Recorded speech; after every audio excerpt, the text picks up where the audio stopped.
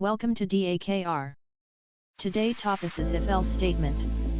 The if statement alone tells us that if a condition is true it will execute a block of statements, and if the condition is false it won't.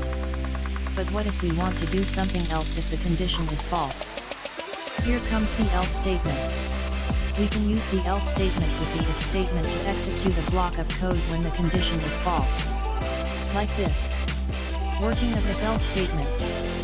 1. Control falls into the if block. 2. The flow jumps to condition. 3. Condition is tested. 3.1 If condition yields true, go to step 4. 3.2 If condition yields false, go to step 5. 4. The if block or the body inside the if is executed. 5. The else block or the body inside the else is executed. 6. Flow exits the if-else block. Follow the flow chat. Once see the flow chat test expression is true, go to body, move to print the statement, but not true, go to else, go to print. Thanks for watching.